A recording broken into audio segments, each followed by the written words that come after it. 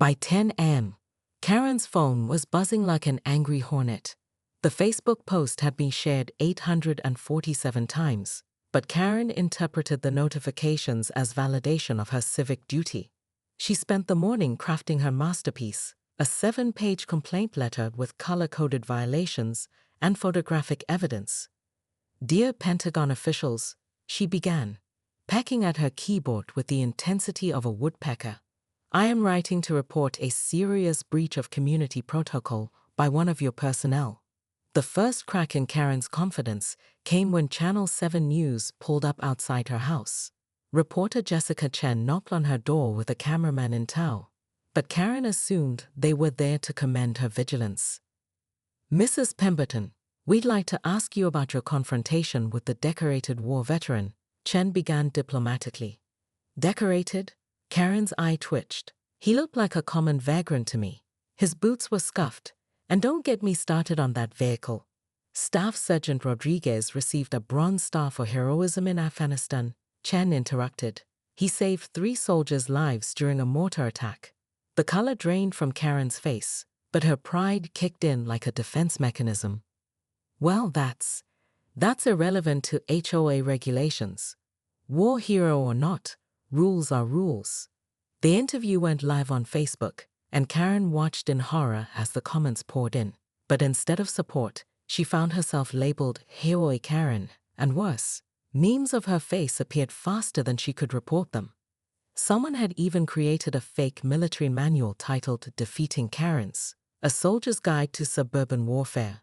The breaking point came when her own HOA board called an emergency meeting.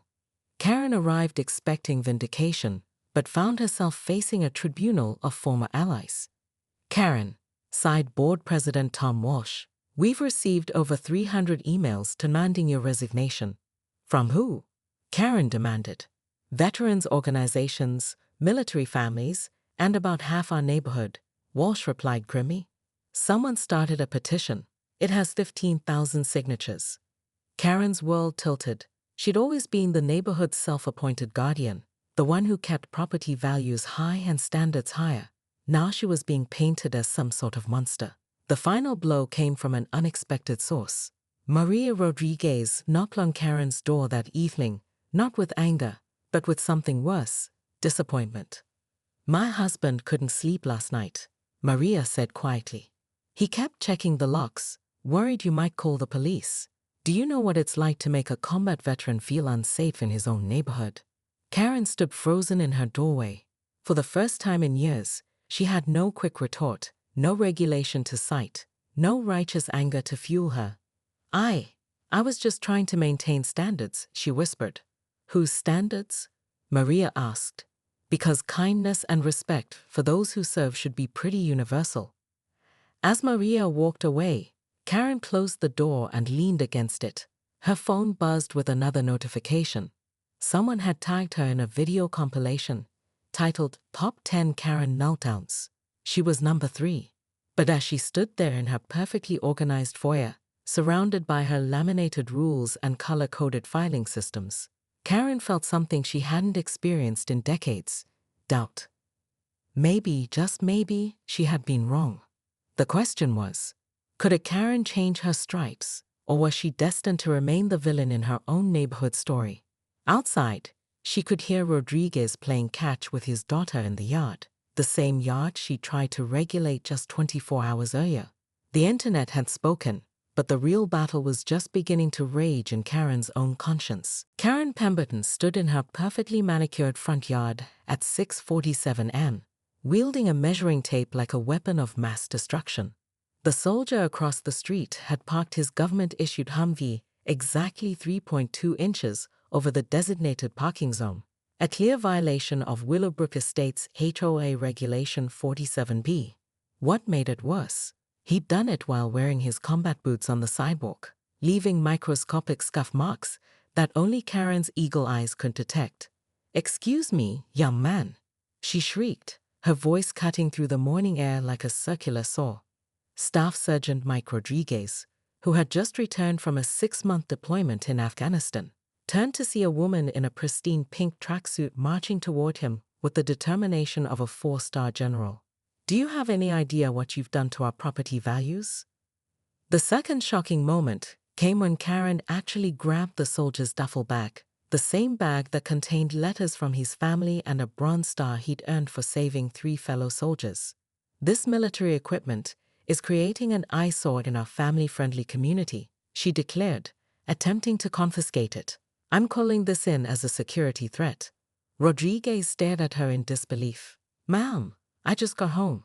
I live here. Not according to my records. Karen snapped, producing a laminated HOA directory from her fanny pack. This property is registered to Maria Rodriguez. Where is she?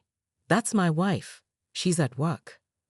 The third moment that would soon go viral occurred when Karen, convinced she'd uncovered some sort of military conspiracy, began photographing Rodriguez's license plates, his uniform, and even his combat boots.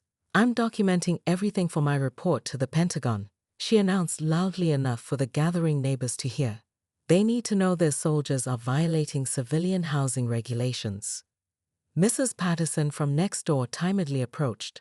Karen, dear, maybe we should. Stay back, ladies. Karen commanded, now holding her phone like a news reporter. This is HOA business. I've been elected treasurer 3 times running, and I know suspicious activity when I see it. Rodriguez, exhausted from his journey and bewildered by the surreal welcome home, tried one more time. Look, I just want to go inside and see my family. Can we discuss this later? There will be no later, Karen declared with the finality of a judge's gavel. I'm filing a formal complaint with the HOA board, the local police, and yes, the United States military. Someone needs to teach you people about respect for private property and community standards.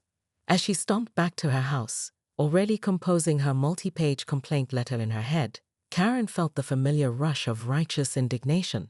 She had no idea that Mrs. Patterson was already uploading the confrontation to her neighborhood Facebook group, or that Rodriguez's wife Maria worked as a social media manager for a local news station.